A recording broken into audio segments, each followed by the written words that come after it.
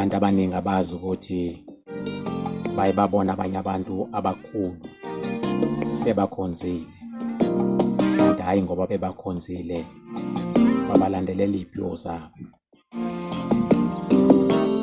Wena ubona abantu begibela o-Mercedes Benz, o-BMW, kanti konke lokho kungama-ideas akho, kungesiphiwo sakho wasiphiwa ama-ancestors. Uzobona belokhu bekukhohlisa ngo-R100 or R50. Ujabule uthi bangikhonzile abantu, kanti hayi ngoba bekhonze wena balandela isiphiwo sakho. Kepha sebesiguqulile basenza esabo, basebenzisa wena ukuze kuphumelele izinto zabo. Hlala nami-ke uThokoza Emlo ku-Dasenu Galaxy Podcast, uhlelo I Know My Story. Masilandela-ke laphana epejini lethu-ke le-YouTube channel, useshe uthi I Know My Story.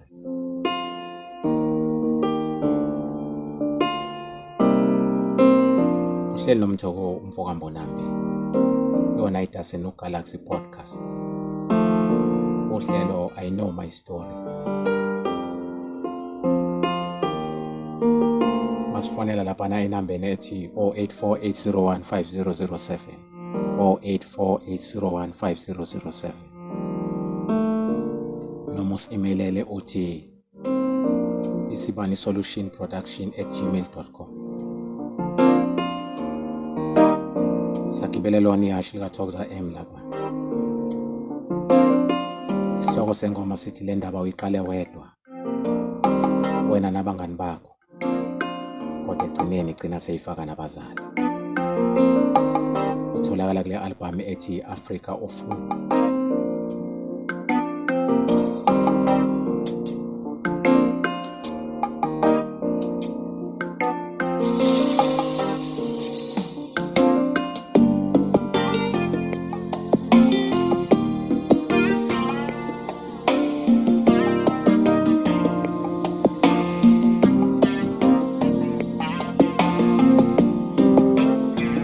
Ke namhlanje ake uzifune uzithole, uyeke lento okuhlezi ulandela abanye abantu.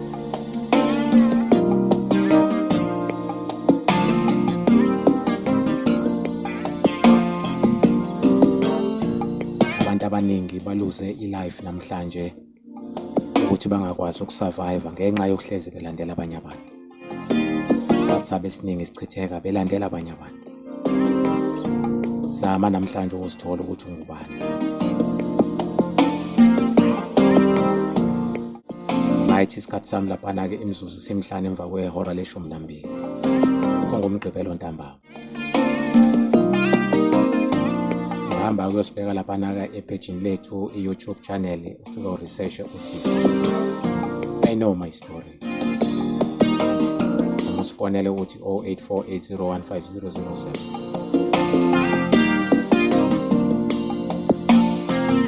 Shaya ngesikhahlamezi se-email laphana uthi isibanisolutionproduction@gmail.com.